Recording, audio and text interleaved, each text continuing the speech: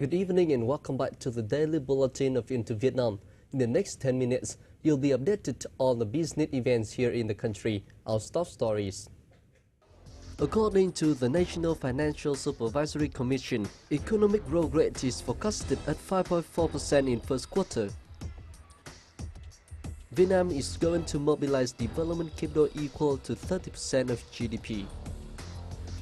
Industrial production up 10%.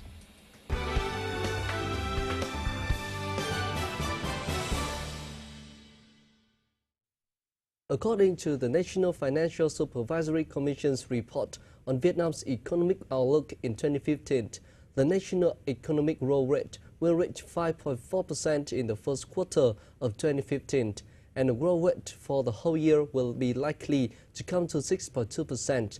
Inflation in 2015 will remain at a low level due to the declines in oil and commodities prices in the world market to stand at around 3%. NFSC said that the decrease in CPI in 2015 will be a chance to consider the price reduction of several types of goods without creating many changes to the market and the economy. According to the Ministry of Finance, this year the government aims to mobilize around 1.345 trillion development capital, equal to around 30% of GDP. The development capital includes 275 trillion dong for foreign direct investment and 30 trillion dong from other sources, with Vietnam's efforts in dealing with foreign debts and building financial and credit relations with foreign countries. In the 1993-2013 period, foreign donors committed to provide Vietnam with $78.19 billion in official development assistance. The country has received $58.36 billion and disbursed $37.6 billion. The country's industrial production sector posted a 10% growth rate in January compared with the same period last year, according to the Ministry of Industry and Trade. The ministry said that the beverage and paper industries took the lead in terms of inventory last month, with a 59.5% and 100% increase, respectively. Other sectors that reported high inventory included food processing 11%, medicine 15%, metal production 32%, and electronics and computers 38%. The ministry said the high inventory was a result of the upcoming Tet holiday. Sectors that reported a reduced inventory included tobacco production 34%, leather 8%, chemical 15%, and electricity equipment 13%.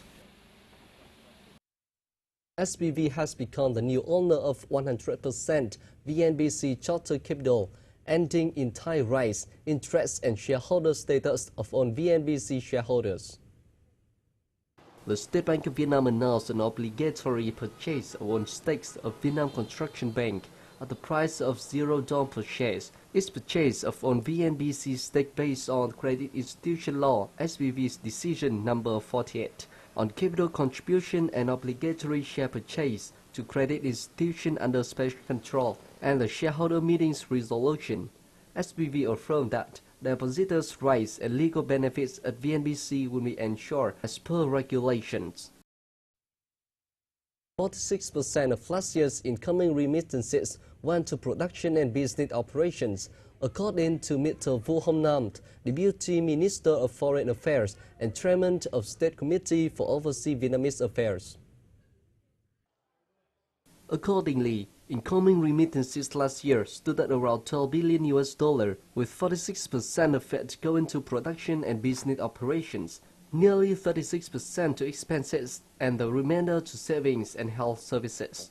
Remittances from the United States account for 50% of the total, followed by Australia with 9%, Canada with 8.4%, Germany with 6%, France with 4%, and other countries the remainder.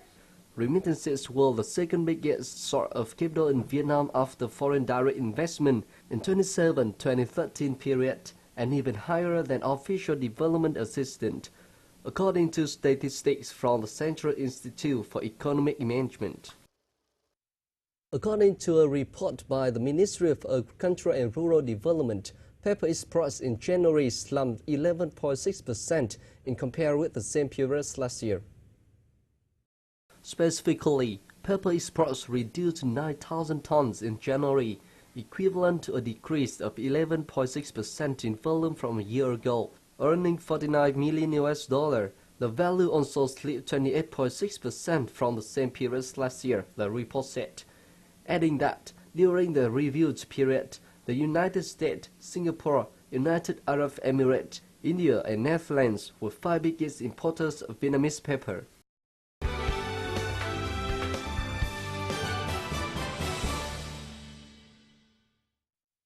Commercial banks have continuously established many credit packages worth $2 trillion to $10 trillion for property projects.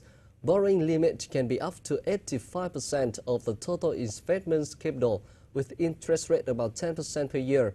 It is clearly shown that banks are having a positive outlook on the real estate market.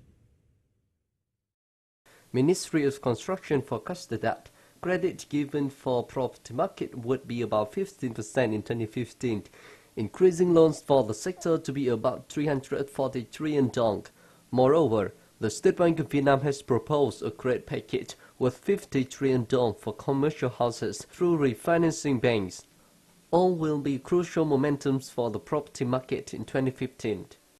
Việc mà nó quá lệch vào bất động sản thì đôi khi nó sẽ bị ảnh hưởng đến sản xuất kinh doanh.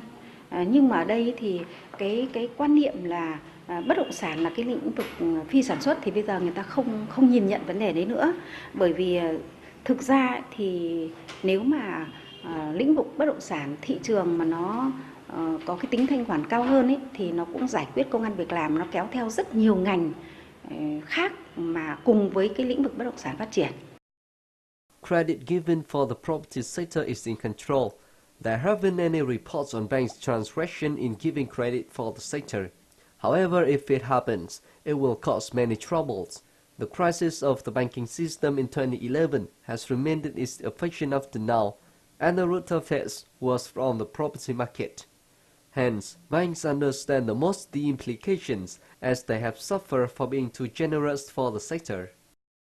Tiếp tục huy động vốn vào những lĩnh vực bất động sản đang dư thừa, có tính chất đầu cơ hoặc để nuôi dưỡng những khoản nợ xấu cũ mang tính chất gọi là bất khả kháng, không thanh toán được, thì đây là một cái xu hướng sai mà cần phải có sự điều chỉnh để tránh lặp lại một cái bài học quá khứ, đó là vốn tồn đọng vào những lĩnh vực mà không thể khai triển được. Thứ hai nữa là nuôi những cái nợ xấu mà cần phải cho phá sản. Chảy vào bất động sản nhưng đôi khi nó vào những cái phân khúc mà nó không thực sự đáp ứng cái cầu xã hội thì nó lại trở về những giai đoạn trước đây. Và vì thế mà tôi nghĩ là tín dụng vào bất động sản cũng không phải là xấu, nhưng mà nó bao nhiêu là hợp lý, và để làm sao mà cân đối giữa cái cung và cầu, tức là tóm lại nó phải đáp ứng được cái tín hiệu thị trường. Despite many improvements of the property market, banks have to stay cautious in choosing disbursement subjects, avoiding facility in lending activities. Tức là họ buộc phải tránh rủi ro bằng cách là siết chặt, và đến khi mà họ thực hiện quản lý mà họ không quản lý tốt dẫn đến mất vốn thì họ phải chịu trách nhiệm. Banks have to always fix rates in credit given to the property market. However, to give better credit for the sector, banks themselves have to know the limit in their lending activities.